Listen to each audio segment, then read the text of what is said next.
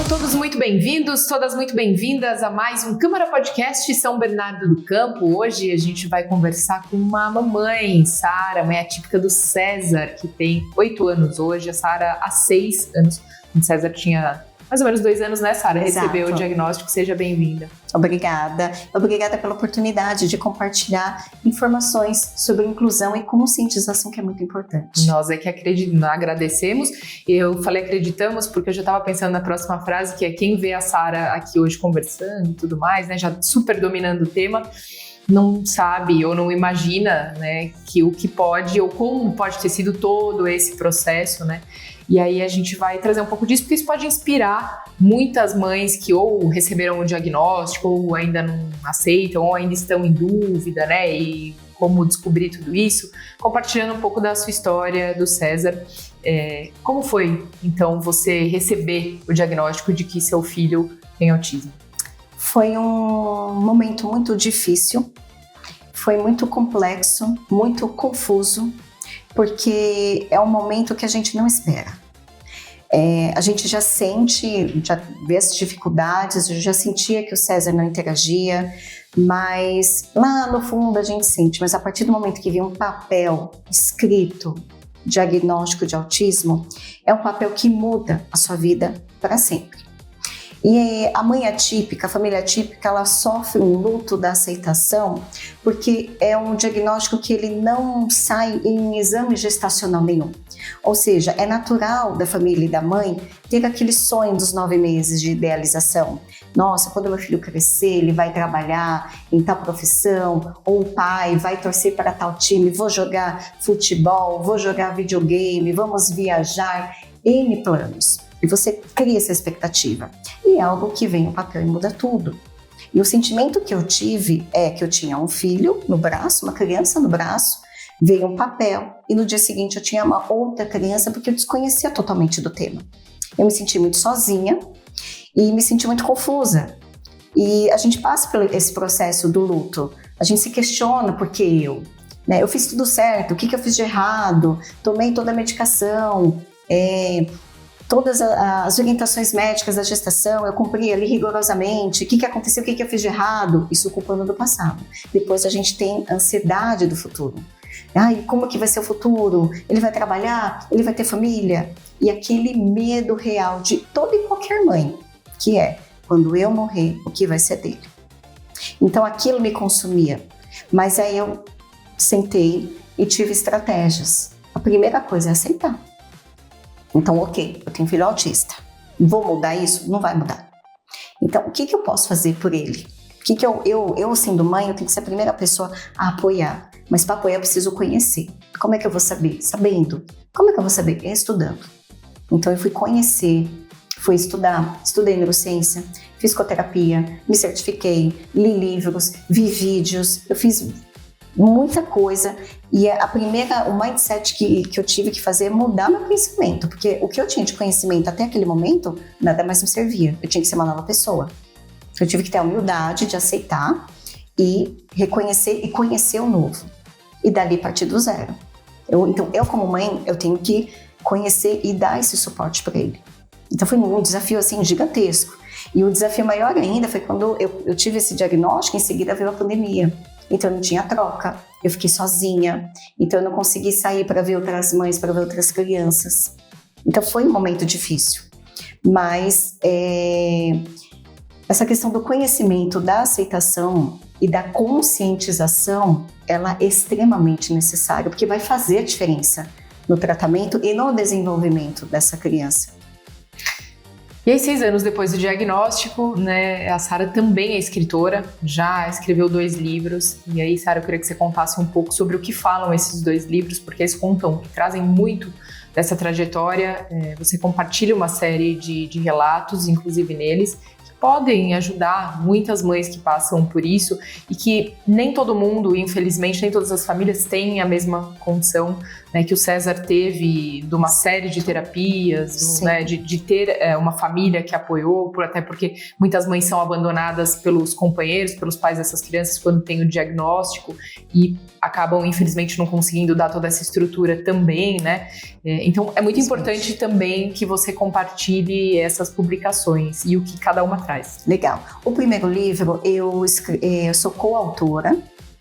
São vários escritores, tem profissionais, né? Tem mães atípicas também. Então, meu primeiro livro é Pais de Autistas. Então, nesse primeiro livro, eu escrevi toda a minha estratégia, toda essa trajetória e os gatilhos que eu usei para aceitar o diagnóstico e o que eu fiz para aprender sobre o autismo e para trabalhar esse desenvolvimento do César.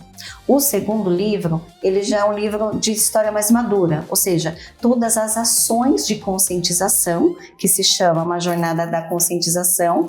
Então, são todas as ações que foram feitas em prol da inclusão e conscientização.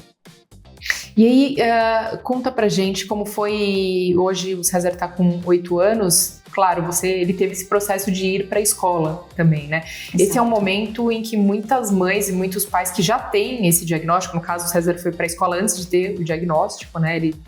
Isso veio no decorrer do processo, mas muitos pais acabam insistindo, né, em de repente achar que é por falta de estímulo, de estar né, em ambientes diferentes.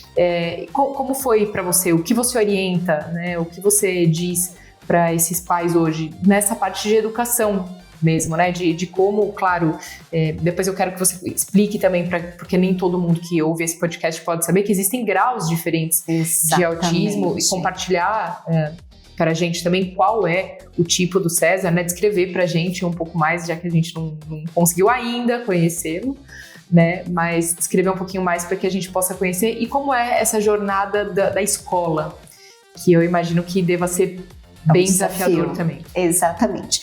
Fazendo o contrário, ele é nível 3, né, do 2 para o 3, socialmente falando, né, tem 1, 2 e 3. Socialmente, né, falando leve, moderado e severo, que são esses graus, é o que o autista precisa de suporte.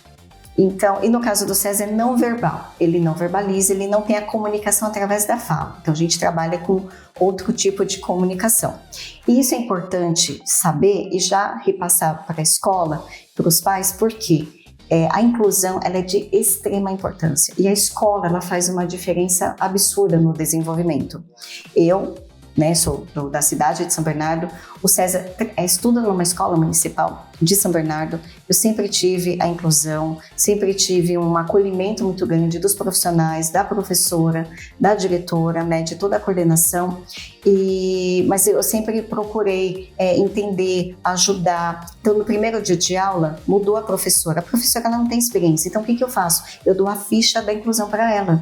Então, o que o César gosta, o que ele não gosta, o que ele consegue fazer, quais são os gatilhos, qual é o hiperfoco. Muitos autistas têm o hiperfoco, que é aquela atenção especial por algum tema específico dele, é água e bola. Então, são artifícios que a professora pode utilizar. Ele precisa de um auxiliar, porque ele precisa de um suporte maior. Então, eu sempre tive esse suporte na escola também. Isso é muito importante. A conversa, essa parceria, né, da família com a escola e também os pais trazerem também, serem participativos nisso. E batalhar, e questionar, né, o que pode melhorar. Ele está com a coordenação motora fina prejudicada? O que a gente pode fazer para ajudar? Tem uma lição adaptada? O que eu posso fazer em casa também para auxiliar? Né? E vice-versa. Mas tem uma coisa muito interessante que você fez, e eu acho que aí independe, né, do nível socioeconômico de muitos pais, que foi se atualizar, né, que foi estudar o tema. Sim. Inclusive, você fez um curso que era para poder manter todo esse estímulo que o César precisa, não dependendo apenas de profissionais como fisioterapeutas e etc. Ou seja, quando o César estiver em casa com você, você também consegue estimular da mesma forma que esses profissionais, porque você vai atrás de um curso, você realmente se informou. Eu acho que foi uma boa estratégia? Foi o diferencial.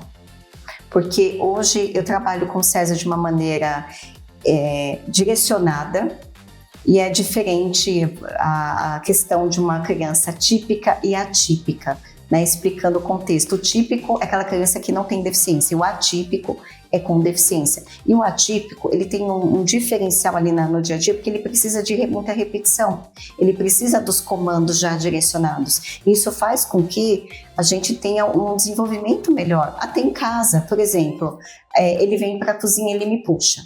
Eu falo, César, aponta o que você quer. Em casa, na cozinha, eu fiz um cardápio visual. Hoje ele aponta, mas ele demorou 4 anos para apontar, mas a gente conseguiu.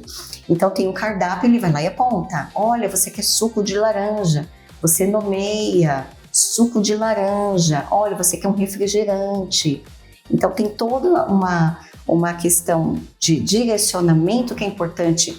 Não só também a família, mas a escola, os avós, né, os parentes ali próximos. Todo mundo ter esse consenso e esse conceito também de terapia direcionada, de informação e de direcionamento, né, para com o atípico da família. Todo mundo fala a mesma língua, né? Exatamente. Agora, e nos casos em que não há a aceitação? Ou por parte da família, ou por parte do pai, ou muitas vezes por parte da mãe, você deixaria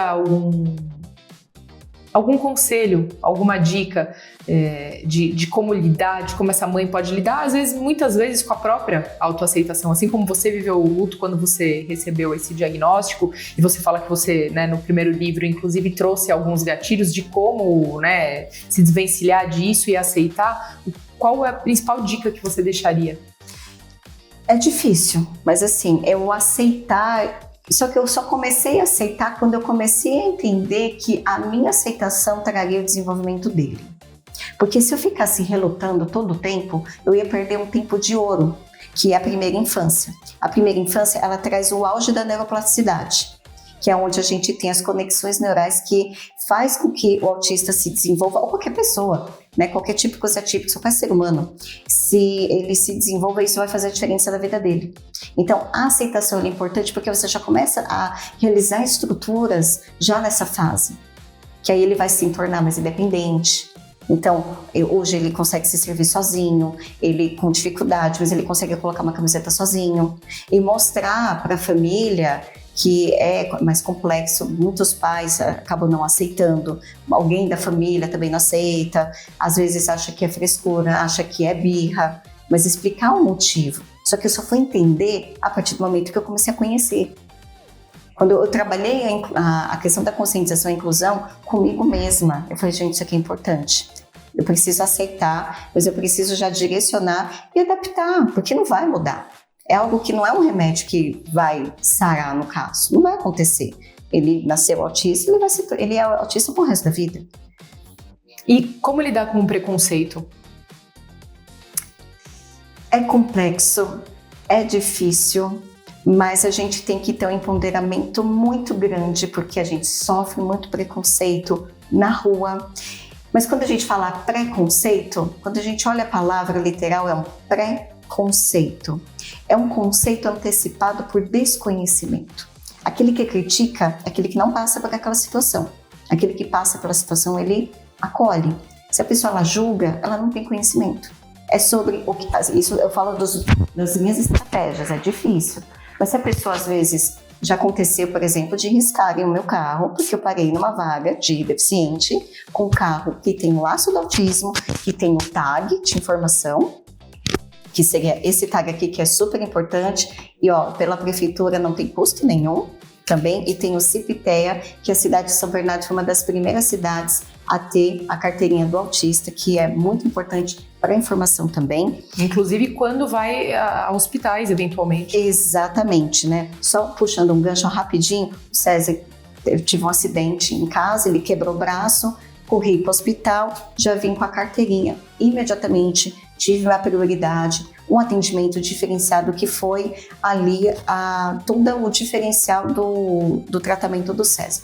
Mas voltando ao tema da conscientização, e eu coloquei o tag e ainda riscaram o meu carro e ainda colocaram um bilhete, sabe? Com palavras assim que, enfim, a pessoa sabe? Não. Ela tem conhecimento? Não. Ela passa o que eu passo? Não. mas é falta de conhecimento, é falta de conscientização. Então, quanto mais a gente falar, mais as pessoas elas vão conhecer, elas não vão saber, porque saber de verdade tem que passar na pele. E você tem que estar ali todo dia. Ah, mas a minha prima, que é a minha vizinha, tá... tem que passar 24 horas por dia. Aí você vai saber real. Mas é um trabalho de formiguinha. Porque assim, sempre teve autistas. Tem um filme que se chama Rayman, do Tom Cruise. É um filme de 88. Aquele filme é muito real. O filme tem quase 40 anos. Ou seja, já temos autistas há muitos anos. Mas hoje, vendo a questão de conscientização, de conhecimento, eu tenho o diagnóstico do César há 6 anos. Há 6 anos eu não via nada do que eu vejo hoje. Tá muito melhor. É o que eu sempre falo. O hoje é melhor que ontem, o amanhã é melhor que hoje. Então, ou seja, é conhecimento, é falar, é conscientizar. Né? Você ir numa fila e tá com cordão de girassol, cordão do quebra-cabeça. O que é isso aqui? É alguém que tem uma deficiência no visível, que precisa de um atendimento diferenciado. É lei. Né? Quando a gente vê lá a placa, é prioridade, que é lei. E cada vez mais a gente fala do tema. E para mim nada mais abala, né? Então, se alguém tiver um preconceito, amigo, desculpa, você não conhece o que a gente passa. É o que eu falo, é um conceito antecipado e para mim ok, mas é difícil. Para muitas mães é muito complexo. Agora falando em presente, passado e futuro, tem o futuro, né? E para quem é mãe sabe o quanto o futuro preocupa, e mães atípicas ainda mais, né? E eu queria que você falasse pra gente um pouco sobre como você lida com o futuro, né? Como você na verdade, como você trabalha o presente pensando no futuro do César. É assim, eu vou ser muito sincera, eu não penso no futuro. Porque assim, eu pensava e eu ficava assim, muito preocupada, eu ficava assim, transtornada, perdi o sono, então eu não penso no futuro. Eu penso no presente. O que eu posso fazer por ele hoje que vai fazer a diferença no futuro dele? E para mim, o que eu penso? Tudo que tiver ao meu alcance eu vou fazer, tudo. Porque lá na frente eu vou olhar para trás, eu como papel de mãe, eu não vou ter, e se? E se eu tivesse feito isso? E se eu tivesse? Não vai ter o e se. Depende do desenvolvimento do César. Depende dele, é uma coisa individual dele. Agora, do meu papel de mãe, eu fiz tudo que for possível. Então, eu faço tudo hoje. Então, o que eu trabalho muito é independência. Porque se eu faltar, ele sabe na cozinha, ele sabe pegar alguma coisa, ele sabe, pelo menos com dificuldade, colocar uma camisa. Ele, do jeito dele, ele coloca uma meia torta, mas é a meia. Parece pouco, mas faz a diferença. É tudo. Um tênis para ele se virar sozinho e trabalhar quanto antes, que é a AVD, que é a atividade da vida diária, que é extremamente importante. E o que é importante é aceitar, essa aceitação do diagnóstico, é utilizar essa janela de oportunidades que tem para trabalhar principalmente a AVD. Porque quando a gente pega essa janela, essa neuroplasticidade, isso vai se fechar no cérebro pro resto da vida. Que é compreendido entre qual e qual idade? Quando a gente fala primeira infância, geralmente do 0, mais ou menos, a 2, 3 aninhos, mas o auge da neuroplasticidade vai até em média uns 6 anos. Claro, é o auge, não é que a gente não vai ter neuroplasticidade, a gente tem pro resto da vida, mas o auge, que, se eu não me engano, são 70 mil conexões por minuto que tem nessa fase, né, que é aquela janela que a gente tem.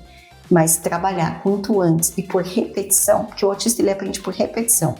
O típico aprende por imitação e o atípico é na repetição, é naquela terapia, é nas demandas, é nas orientações, e isso vai fazer a diferença. Por isso que é importante aceitar, é importante conhecer, aprender e ter esse direcionamento que é para o futuro, vai fazer a diferença no desenvolvimento, né, daquela criança, porque aquela criança ela vai crescer, ela vai se tornar um adulto. Quanto mais um adulto funcional e independente, melhor para ele. Sara, a gente falou, né, claro, deixamos algumas mensagens para quem passa por essa maternidade atípica, mas acho importante também você ter algumas dicas para trazer para quem convive ao redor, para quem convive em sociedade, para que são as pessoas típicas, mas que tem que ter essa empatia, essa percepção para com o outro, e às vezes não é nem por mal, às vezes é por desconhecimento realmente. Então, exatamente. Olha só essas dicas porque são muito importantes. Quais são? Por exemplo, se você mora num condomínio e vai usar uma furadeira, vai realizar qualquer tipo de manutenção, geralmente nas torres tem um grupo ali do condomínio. Avisa com antecedência, olha, eu vou usar a furadeira, eu vou realizar aqui uma obra, uma manutenção. Por quê? Nesse condomínio pode ter uma família típica, pode ter um autista que tem uma sensibilidade muito grande a barulho, que pode desencadear uma crise. Então é importante apenas avisar. Não que o barulho vai incomodar ou você vai deixar de fazer sua obra, não é isso. Mas avisa com antecedência para que a família típica ela possa se organizar, tirar o autista daquele momento e se organizar. Uma outra dica também que é interessante, se você está no trânsito e o carro da frente está com o laço do autismo colado no carro, não buzine. Às vezes tem um autista no carro que pode estar em crise e essa mãe ela pode te fechar sem querer. Essa semana o César teve crise, ele saiu do cinto e ele veio pro meu colo e eu dirigindo. Ali eu tentei o maior controle possível, eu poderia estar fechando alguém sem querer, alguém pode buzinar, esse menino pode surtar. Então não buzina, se tem um laço do autismo, é interessante, né, ter essa atenção. Outra dica também, você está no mercado, tem qualquer lugar, se tiver alguém com esse cordão, é que tem uma deficiência não visível. Às vezes você está na fila e você vê alguém com esse cordão que está muito agitado, pode deixar passar. Né? Tá, às vezes com uma coisinha ou outra ali, para a pessoa não vai fazer diferença nenhuma, mas vai fazer a diferença para a família típica. Sara, para a gente finalizar, eu queria que você deixasse uma mensagem para mães atípicas, para mães que de alguma forma passaram ou ainda vão passar pelo que você já amadureceu dentro de você, mas ainda tem muito, né? Ter filhos é um constante aprender, né? Independente de serem atípicos ou não. Bom, minha mensagem é o seguinte: aceita, olha para o seu filho, pense que o melhor é ele ser feliz e se desenvolver. O resto, não se preocupe com o que as pessoas vão pensar, do que elas vão julgar. O importante é o desenvolvimento, mas muito mais importante também. A gente fala muito da aceitação do filho, mas também do autocuidado. Cuida de quem cuida. Porque se a gente não estar bem, como é que a gente vai cuidar de alguém? Ou seja, é aquela frase do avião, coloca a máscara em você primeiro. Então se cuida de uma forma que seja sentando com café, conversando com alguma amiga, desabafando, porque é difícil. Né? Nós falamos aqui nos bastidores que o estresse de uma mãe atípica é equivalente de um soldado em guerra, de um estresse pós-traumático. É muito complexo. A gente fica em estado de alerta o tempo todo e não se cobrar. Não se cobra. Eu já me cobrei muito, ainda me cobro, mas não se cobrar. Sabe, um dia de cada dia, um dia por vez. É o presente. O único dia que a gente pode fazer qualquer coisa é o agora. O ontem, o amanhã, não. Muito bem. Sobre isso. Sara, gostaria de agradecer demais, parabenizar aí pelas suas obras também e agradecer por você compartilhar a sua história conosco. Obrigada. Muito obrigada e eu te vejo no próximo episódio. Até lá!